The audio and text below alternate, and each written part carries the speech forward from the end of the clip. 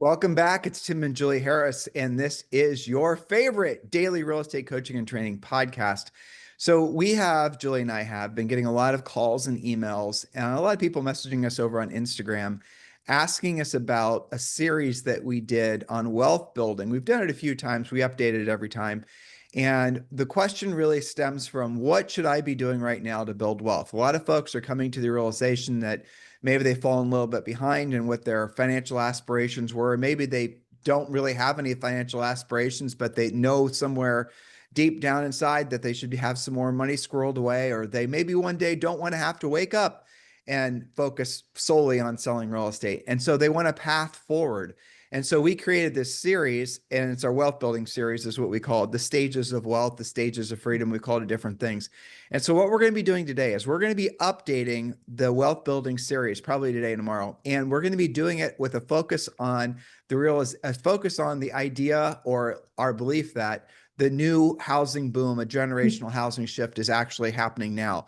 And let me just predicate all of this by telling you we're also working on updated notes on that. We're working off a ponderous title of Real Estate State of the Union. It won't be called that when it comes to fruition. But the moral of the story is that Julie and I both been spending a lot of time researching new information about why the housing boom is going to definitely be starting. It already really technically has started in 2025, and how it will carry itself forward for the next 25 years. So look forward to that.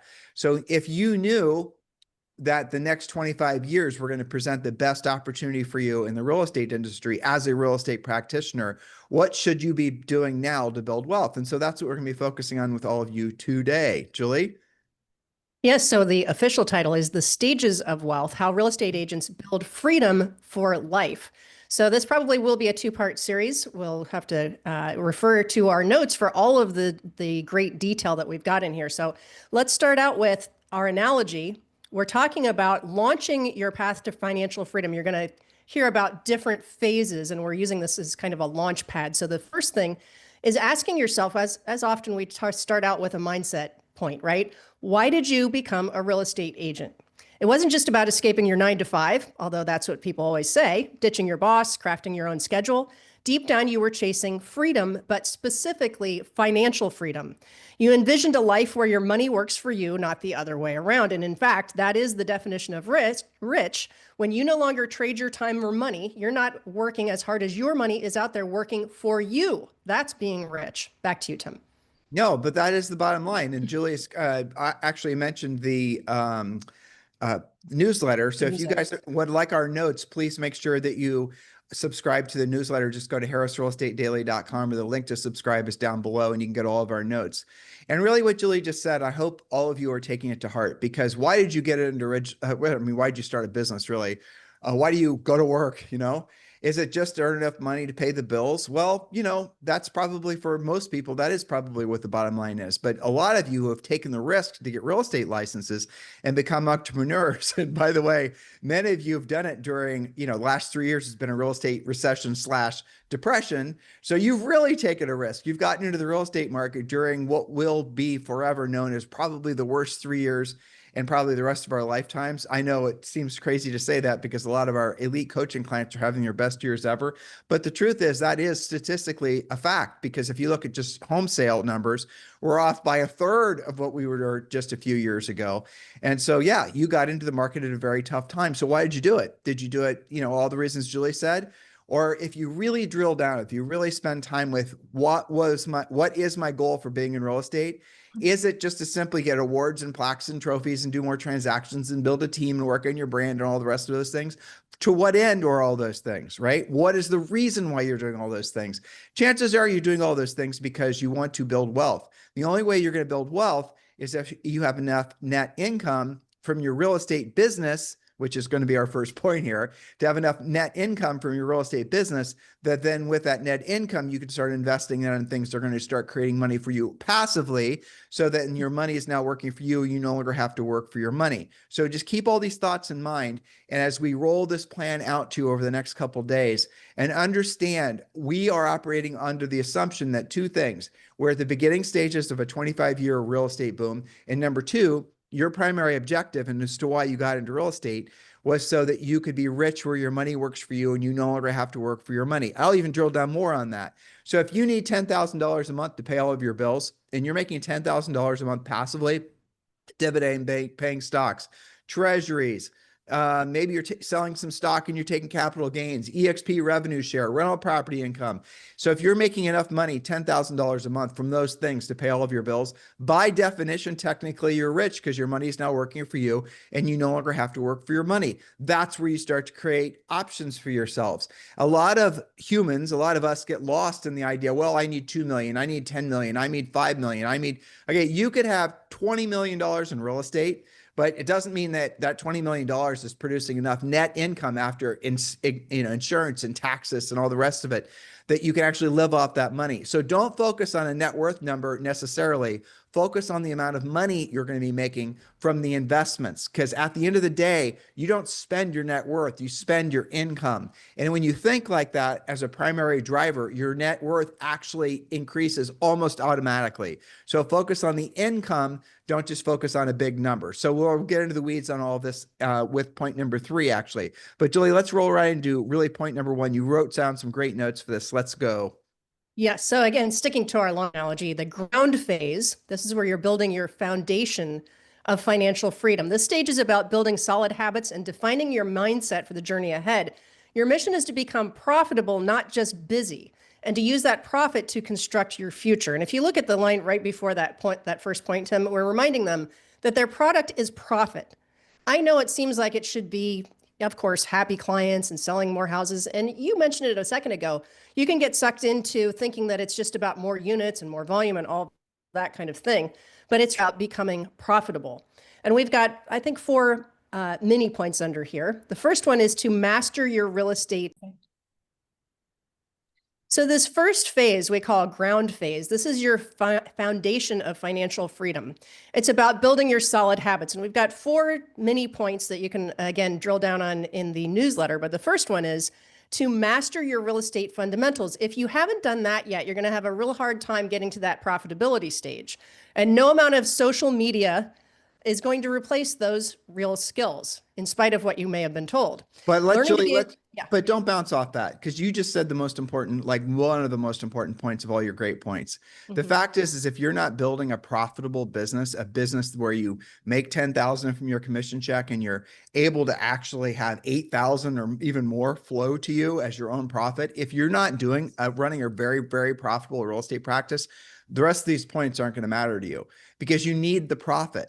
And this is a mindset shift that the industry is, I think over the last 3 years it really has come to realization that it's true. What Julie and I have been saying for the last 2 decades is true. If you're not running a very profitable business, you're running a nonprofit business, which means you obviously have no profit, to which you have no money to reinvest, which means you might have good cash flow from your business, but if for some reason the business slows down, and businesses slow down all the time, you are screwed. And so what you've got to remember is you cannot be spending all of your money on lead generation. You cannot be spending all your money buying buyer leads. You cannot be spending all your money buying, anytime you're thinking about investing in your business with the idea that that investment is sometime at an undefinable point in the future going to pay dividends, you are most likely getting sold something that will never produce actual results. So the mindset shift comes in that you are going to have to learn how to be a proactive lead generator, which means that you're going to have to take responsibility for your proactive lead generation, learn the skills necessary to do that. You're going to have to do the real work of real estate. And then you can start eliminating a lot of the things that I know kills you to have to spend money on every month, but you've just been doing it for so long that you think if you stop, something horrible is going to happen. Here's what's going to happen when you stop. Before you stop, find a lead generator that's proactive based, that's not doesn't require you spending money on it, and then replace the thing that you're doing to generate passive leads. But I'll give you a little, window into your future. I'm going to be talking with you about your actual results from your paid lead generation. Paid lead generation is marketing, advertising, branding, obviously buying leads, and all the things that require a credit card number. That's paid lead generation. How many of you actually know for sure how many transactions came just from, like, I just spent $1,000 on this paid campaign on Facebook and I got, 700 leads from it. Well, it wouldn't be that many, but let's just say you got 70 leads from it. All right. So from those 70 leads, how many of those transacted? Well, I had 3 people call me, or I had 4 people that I put into my drip campaign that I'm making appointments with. Okay. And are those buyers or sellers? Well, they're all buyers. Okay. Did you ask? So who is this Facebook campaign to? Well, the Facebook campaign was to my people, my centers of influence and past client. Okay. So hold on. Let me get this right. So you just spent $1,000 to generate 70 leads. So that's what? How much money is that per lead? Start there. And then those people that you were running the Facebook ads to were people in your centers of influence and past client list. So you just spent a lot of money and time to get the people that were in your centers of influence and past client list to maybe see a Facebook ad, to maybe then want to go into a drip campaign. That's not at all proactive lead generation. That's the very definition of passive lead generation. No, you're actually in the hole at that point because you spent both time and money, and none of what you just said was transactional.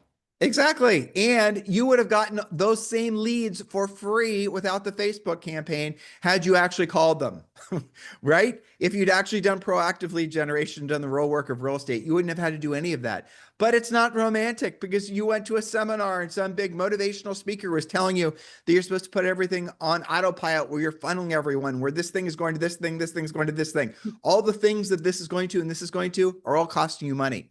And if not costing you actual money, they're costing you time, where you could be having real intentional proactive lead generation conversations with folks. It is a mindset shift, shifting towards profit. When you start insisting that you're going to be making 75%, 80% net profit before personal expenses and taxes off every single real estate transaction, is a painful conversation with anybody who is in the marketing, branding, buying leads, who's basically part of that religion. Anyone who thinks like that finds what I just said almost offensive because it flies in the face of everything they've been doing, because they have not been focusing on profit, because they know at the end of the day, all those other things do not result in profit. They might result in a lot of transactions, might result in a lot of, big GCI numbers, and you're going to get a lot of plaques and trophies and be on a lot of lists, but it does never create a lot of net profit. Julie?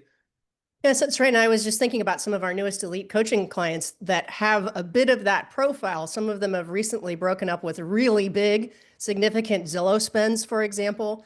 And on top of that, it wasn't just the spend, it was also paying to the buyer's agent. And so the conversation was, and both of these couples, I'm sure that they're listening, have hit one of them very close to 1 million GCI and the other one over 1 million GCI. And so their outlook was, well, I feel like I know how to make $1 million, but it doesn't seem like I know how to keep it. And if I can't keep any of it, how am I ever going to invest? Well, Thus, they come to us for this type of coaching. Go ahead. Right. So you guys write this down. The first goal is to make $1 million. The second goal is to net $1 million. So That's the harder, netting by of the way. the netting of, right, it's a hell of a lot harder. The netting of the $1 million, look, you can adjust accordingly, right? You don't have to have 1 million, but I'm just saying 1 million in real estate sales and residential is a big deal. It's a big deal, right? But at the end of the day, if you earned 1 million, but you've got 100,000 or 150,000 net income, which is, by the way, what it is on average nowadays, then what was the point? Why didn't you just instead focus on selling, $200,000 in real estate and you would have netted the same? What's the difference? Why did you go through the expense and the liability of going about the other route? Open your mind. I'm trying to red pill you. So many of you guys have had your mind so full of all of these marketing, branding, big team things for so long, you have no connection with why you got in the business in the first place. Or maybe you didn't actually think that my goal was net profit. So then one day I can have enough money, making money for me that I no longer, I'm rich because my money's working for me. I no longer have to work for my money. Maybe that wasn't your original thought, your fundamental thought, your foundational thought. But if it is now, you're going to have to realize you got probably a lot of thinking that's standing in the way of you actually running a profitable business. Jules? Yes, and also embedded in this first foundational point, we're calling it the ground phase, sticking to our launch plan analogy. This is where you embrace being more of a listing agent and less of a buyer's agent, less buyer lead dependent. That's all in that first bullet point under the ground phase, Tim, because not everybody thinks that way. A lot of even our new elite coaching clients, they're still The ones that have been doing things like buying leads, they're running at about 50-50. But the problem is the 50% that are on the buyer side are very costly to them, and they've been subsidizing the buyer side with their listing side. So instead, embrace being more of a listing agent. Understand what your magic number of listings is. That's the number of listings it takes for you, active listings at all times, to meet or exceed your monthly transaction goals, fueled by listings more than buyers. And that's a bridge that a lot of agents have yet to cross. Well, you and I both have new elite coaching clients who have come to us after listening to the podcast, usually for quite a while, which is always funny to me. I've been listening to you guys for years. And they have done the math on the buyer side transactions that they're doing and realized that they're losing money on their buyer sides.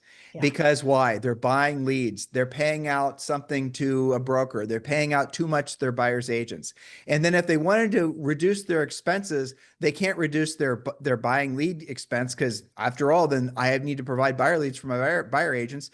They can't really reduce their brokerage expenses because many of them are with like EXP and their brokerage expenses practically nothing anyway. So that leaves the buyer agent commission that you have to start reducing. And of course, those buyer's agents aren't going to work with you if you're only paying them 25 or 30%, which is probably considering all the other things you're doing for them in terms of lead, acquisition and all the rest of the expense that you put into it. But you guys are paying them 50%, 75%, and you're doing it because that's what the market will pay, because you're competing against a bunch of other people building teams who don't have any business sense and are overpaying buyers agents just to try to get transactional volume.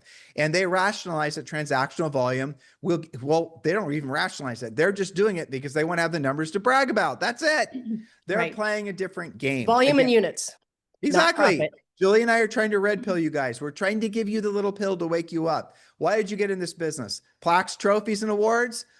So other strangers can think you're the greatest thing since sliced bread? No, you got in this business so you could be rich. I'm going to say it for like 100 times today because it is the point of the podcast. Rich is where your money works for you. You no longer have to work for your money. Our message is not for everyone. I know that is true.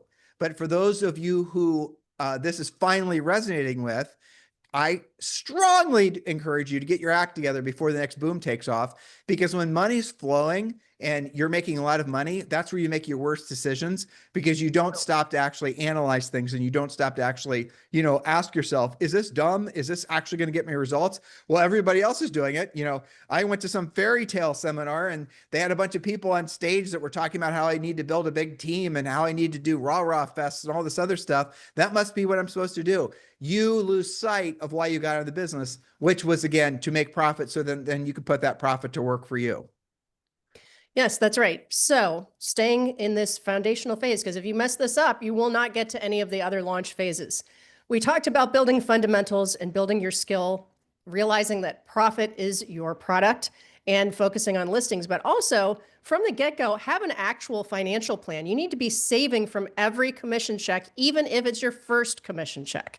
Get into the habit. I don't think that you and I can name any coaching clients except maybe one or two outliers that have ever saved anything significant without taking it from each and every check with some discipline. Would you agree with that? Yeah. And it's painful at first because a lot of people that are coming off, years now of it took them too long to reduce their business overhead.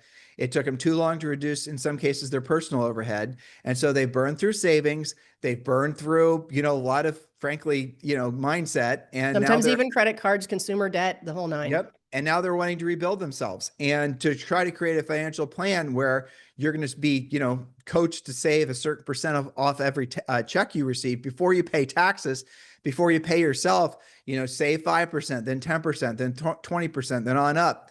And that's going to be a very bitter pill for a lot of agents to swallow because they need the cash flow. But I got news for you. When you learn how to be a proactive lead generator, the things that you're spending money on, you won't have to spend money on them anymore. And the profit will then be easier to generate because you won't have as many expenses. It's very simple. If you want to actually, if you have a problem in your business, it's because usually multiple things.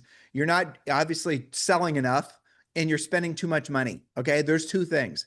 So what we do is we reduce this and increase that. That's what we focus on. And it works. It works. Well, and ultimately you end up having to sell fewer units than you had to when you were having to fuel the beast, right? So that's right. something that's different as well. And I don't know if you noticed the Warren Buffett quote in there, Tim. He said, I think he would agree with you, do not save what is left after spending, but spend what's left after saving. Yep, for sure. So in other words, did you hear what Julie just said? And I mentioned it. I said it a second ago. You save first. The first person you pay is your future self. The first person you pay is the wealth that you need to build in order for you to actually have enough money left to set aside.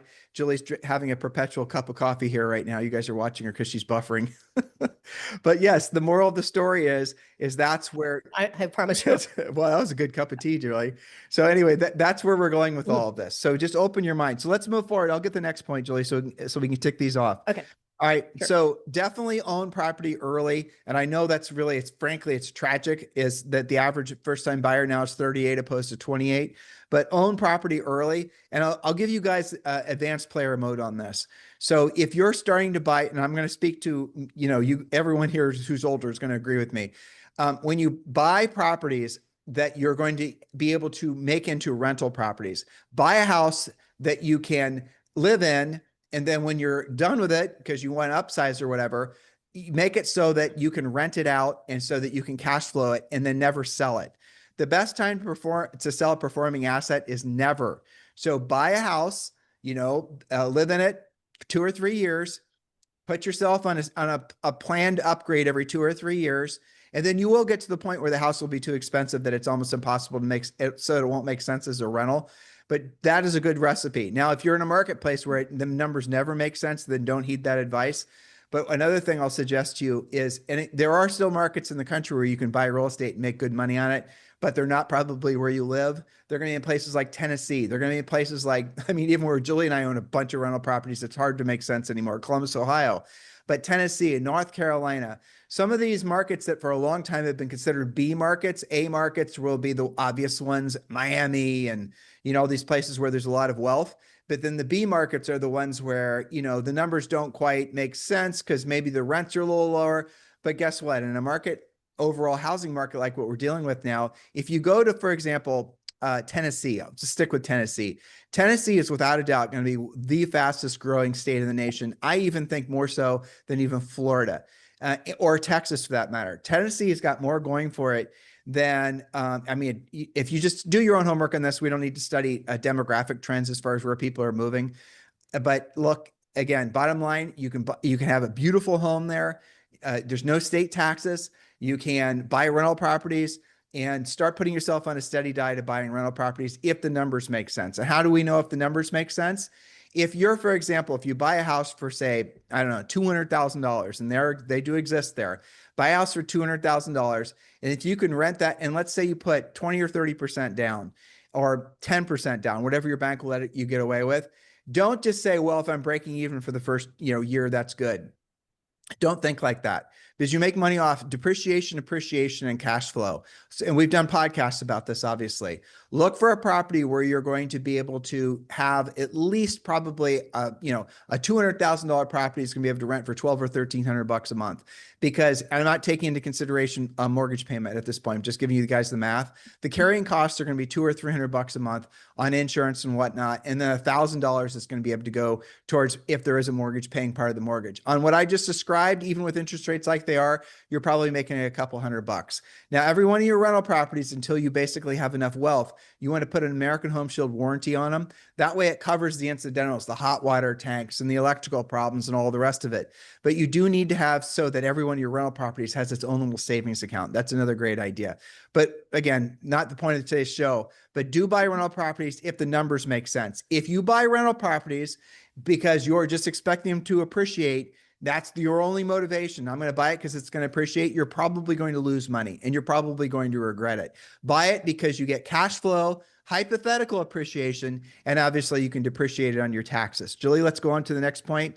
And that one is invest early and often into the S&P 500. Julie.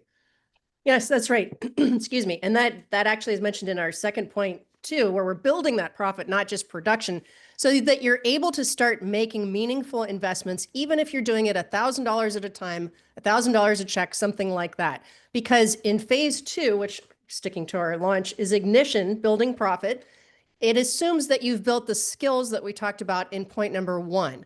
You now know how to produce consistent closings. It's not just, I'm going to luck out next time when a past client comes to me. Now it's predictable and duplicatable. And that allows you, because you have embraced the fact that profit is now your product, now you start to really take off, right? So we talked about don't buy easy buttons. Zillow is the obvious thing there, but things like that, lead generation subscriptions, expensive CRMs, anything that kills your profit, you've got to get away from that in this stage. And we talked about knowing your magic number. You mentioned starting to invest. Use your commission income after you have, excuse me, add to your note, after you have saved off the top, after you have paid taxes off the top, that's the other sin that sometimes agents fall into, then you have your profit to start investing. And you mentioned rentals. You can also be investing in the S&P 500. Educate yourself on starting to build your wealth. That was one of the, let's see, I think, yeah, Charlie Munger said the big money is not in buying or selling, but in the waiting. So you need to force yourself to invest earlier than you feel comfortable so that you are leveraging that time. Even if you're 40, 50, 60 years old, starting to do it now is still earlier than waiting to do it, right? And I'm going to go do what you said. Let me give them a breakdown. And I'll tell you guys, this is something you should all do. Go to Chat GPT and then put in, or whatever, Grok, doesn't matter. And then put in the parameters. You are this old.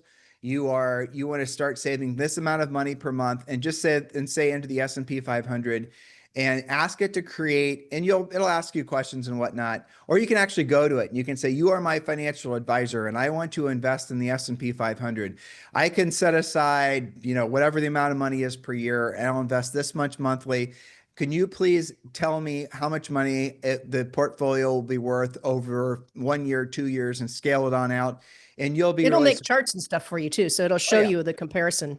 Yeah. So let me tell you where a lot of people go wrong on this is they don't do it themselves. And I know a lot of you are going to say, oh my gosh, there's so much to learn. You'd be shocked how little there is to learn, but you will not be shocked because you're living it, how confusing it is. So they intentionally, the financial industry, the guys selling insurance and selling securities, intentionally make it very difficult to feel comfortable investing your own money. So I'm going to give you guys a little advanced player mode information here.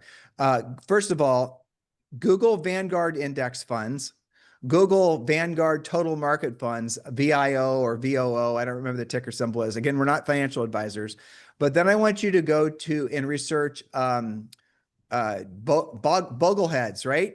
Bogle, B-O-G-L-E. B-O-G-L-E, heads, I think it's .org. And John Bogle was the guy who started Vanguard, and he's has made a lot of people, because they follow his advice, really rich. But the gist of it is a index fund is a little splice, in the case of the index fund or the S&P 500, a little splice of the S&P Standard & Poor's 500 largest by market cap companies in the United States. All right. So that's the S&P 500. Now the S&P 500, you get a little tiny bit in the index fund of each of those companies. All right. That sounds like a mutual fund, but here's the biggest difference. It's not actively managed. So you don't have to pay a management fee. You don't need to pay a management fee who's just sticking your money in the S&P 500. You could do that yourself, and you should, because a lot of these financial advisors, they're charging you 1 to 2 to 3%. You're saying, what's that? No big deal. You're not getting the benefit of that 1 to 2 to 3% compounding. And over 10 or 15 or 20 years, I promise you, it's hundreds of thousands, if not millions of dollars that you would have made had you just basically not been paying that silly fee. So do this homework yourself, and definitely look into Bogleheads. I think it's org, and then just invest directly into index funds. You can do it by setting up a Charles Schwab account, that's our favorite because it works the best, but Charles Schwab account, and you can have the money automatically go from your bank account to the Charles Schwab account and automatically invest into 3 index funds, and you'll decide which ones you're going to be when you go investigate on bogleheads.org. Very basic stuff. And again, be very, very careful not to overly complicate investing. It is a huge mistake to think you can't do it, because you can. Julie? Okay, so since we've talked about becoming profitable and having something to invest and something to save, that leads us to the next part of this point number 2, which is start tracking it very clearly. We recommend using monarchmoney.com because now, as you just said, let's say you've got your Schwab account set up and you have an automatic investment that happens every month, or maybe every time you deposit a commission check. You're going to want to track all of those things. You're going to want to be very clear. And I think the other thing that I've seen, I know it works with us, but also with coaching clients, when you see your money working for you and you log into Monarch Money and you see that things, the plan is working, doesn't that inspire you to get back to work and do more of that and to continue to educate yourself on more of that and go out and take another listing? Of course it does. So don't hide out from your money. I think a lot of people get into the habit of just like logging into their checking and savings accounts every week or so, and they kind of have a grasp on it. But when you use something like monarchmoney.com, and no, they're not a sponsor, but they should be, then you can be much more clear and much more tied to the outcome. Wouldn't you agree with that? I would. And it's accountability is really what it is. So if you want to know what's going on with your savings, your checking, if you want to know how much you're paying on all the little miscellaneous apps that you're buying, or the subscriptions that maybe you've forgotten about for $3.99 a month to whatever the heck it is, all these things, you will be able to have all of it. And Monarch tracks all of those things and just makes it very easy for you to go through and understand what's going on. It'll show you the trajectory of your money. But I'm gonna take a half step back. A lot of you are not going to take seriously the advice that we just passed along to you with regards to managing your own money, because you have a good trusted friend who's done it for you forever. And after all, you open up your statements and you see that you're invested in this, invested this, invested in the other thing, and the numbers are increasing. All right. I get it. And I understand. I totally understand your emotional attachment to this person. But this person is not your friend. They might be your friend, but they're not your friend. This person works for you. So what I want you to do is I want you to ask them to send you, you're invested, Julie, you're invested in, the ABC fund. Well, I want to know what the hell's in the ABC fund. What are the elements? What are the stocks? What are the actual companies that you're invested in the ABC fund?